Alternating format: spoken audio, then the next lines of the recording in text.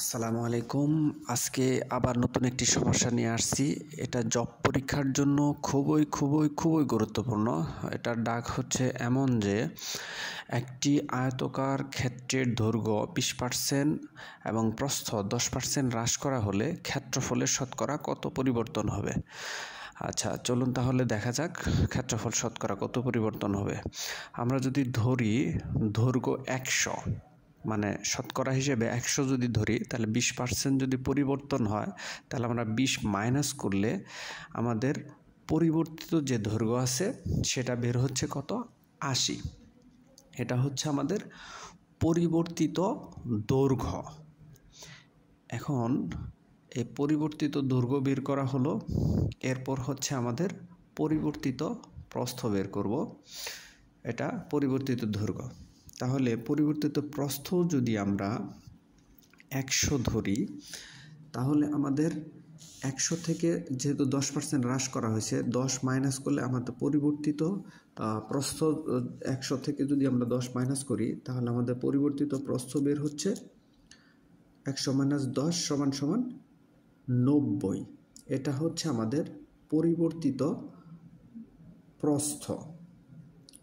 এখন আমরা যদি পরিবর্তিত দৈর্ঘ্য এবং প্রস্থকে গুণ করি, পরিবর্তিত দৈর্ঘ্য এবং প্রস্থকে যদি আমরা গুণ করি, অর্থাৎ 80,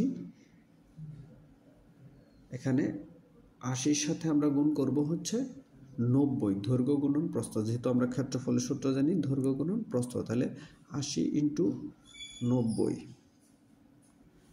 তাহলে 80 ইন্টু 90 থেকে আমরা পাইলাম 8 নং 72, তারপর 2টা শূন্য বসাই দিলাম, তাহলে 72। এটাকে যদি আমরা শতকরায় পরিবর্তন করি, তাহলে আমাদের 100 দিয়ে ভাগ করলে আমাদের দাঁড়াচ্ছে এটা 72। অর্থাৎ পরিবর্তিত হয়ে আমাদের ক্ষেত্রফল 72% হয়েছে।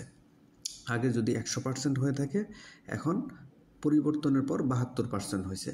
তাহলে আমাদের কতটুকু পরিবর্তন হয়েছে এটা বের করতে হলে আমরা যদি পূর্বের ক্ষেত্রফল 100%ই ধরে থাকি, তাহলে আমরা শর্টকাটে একদম সুপার শর্ট যে নিয়ম সেটাই আমি দেখাইছি। 100 থেকে আমি এই 72 যদি বিয়োগ করি, তাহলে আমাদের ক্ষেত্রফল কত পার্সেন্ট পরিবর্তিত হয়েছে এটা কিন্তু সহজেই বের হয়ে যাচ্ছে। এখানে দেখা যাচ্ছে যে 28%। তো আমাদের পরিবর্তিত ক্ষেত্রফল হচ্ছে 28%। যদিও আমাদের এই 4টা অপশনে এই 28% ক্ষেত্রফল দেওয়া নেই, তো আমরা এটা বের করে নিলাম 28%। প্রিয় বন্ধুরা, এটা কিন্তু উত্তর 28%ই হবে। আর আমাদের এই চ্যানেলটা নতুন, আমাদের লাইক কমেন্ট শেয়ার দিয়ে আমাদের পাশে থাকবেন। আশা করি সামনে আরও ভালো ভিডিও নিয়ে আরও সুন্দরভাবে উপস্থাপন করব ইনশাআল্লাহ। সে পর্যন্ত ভালো থাকবেন। আসসালামু আলাইকুম।